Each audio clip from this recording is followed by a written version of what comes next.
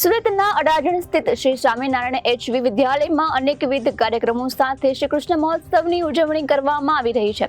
શહેરના અડાજણ વિસ્તારમાં આવેલ શ્રી સ્વામિનારાયણ એચવી વિદ્યાલય એટલે શિક્ષણ, જ્ઞાન અને સંસ્કારનો શુભ સમન્વય। છેલ્લા 35 વર્ષોથી શાળા વિદ્યાર્થીઓ માત્ર શિક્ષણ જ નહીં બલ્કि સંસ્કૃતિ, સભ્યતા, રાષ્ટ્રભાવના, આધ્યાત્મિક અવિરતપણે સિંચન કરી રહી છે। સુરતના અડાજણ સ્થિત સ્વામિનારાયણ એચવી વિદ્યાલયમાં અનેકવિધ કાર્યક્રમો સાથે શ્રી કૃષ્ણ મહોત્સવની ઉજવણી કરવામાં આવી હતી। શહેરના અડાજણ વિસ્તારમાં આવેલા શ્રી સ્વામિનારાયણ એચવી વિદ્યાલય એટલે શિક્ષણ, જ્ઞાન અને સંસ્કારોનો શુભ સમન્વય।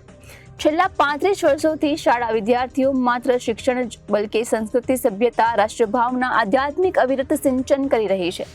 ત્યારે પરમ કૃપાળુ શ્રી કૃષ્ણ ભગવાનનો 5251મો જન્મ મહોત્સવ ઉજવવામાં આવ્યો। ત્યારે બાળકોએ પારંપરિક વસ્ત્ર તથા મોટા ભાગના બાળકોએ શ્રી કૃષ્ણ અને રાધાના પરિવેશમાં જતા વૈદિક વિધિથી કનૈયાની પૂજન વિધિ આરતી બાદ દહીં હાંડીનો કાર્યક્રમ સુપેરે પાર પાડ્યો હતો। સાથે જ કીર્તન, ભજન, અનૃત જેવા સાંસ્કૃતિક રજૂ કરવામાં આવ્યા હતા। આ પ્રસંગે ઇસ્કોન મંદિરના મહારાજ સહિત વાલી અને વિદ્યાર્થીઓએ ઉત્સાહભેર શ્રી કૃષ્ણ મહોત્સવની ઉજવણી કરી હતી।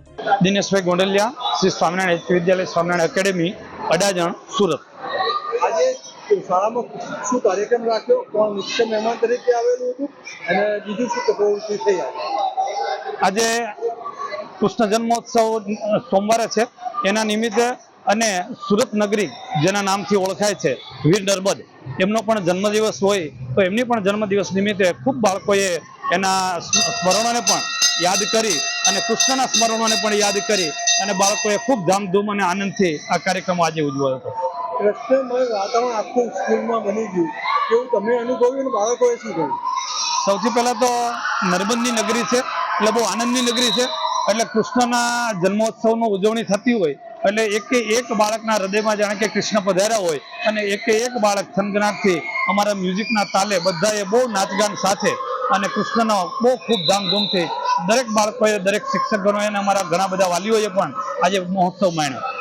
એક કામ, ક્રોધ એનાથી મુક્ત નીકળી કાઢી દેવું, એ કેવું લાગ્યું? અચ્છા, અમારા આજના જે પ્રવચનમાં મેઇન બાળકોને જે કામ, ક્રોધ, લોભ, મોહ, આ જે 6 જે મેઇન આપણા જે આપણને બધાને પીડતા જે રાક્ષસો છે એ આપણામાંથી કાઢી દેવા માટે એક એક્ટિવિટીઝ દ્વારા બાળકોને બહુ સરસ રીતે પ્રવૃત્તિ કરાવી અને દરેક બાળકોને ખૂબ આનંદ થયો એ બાબતે।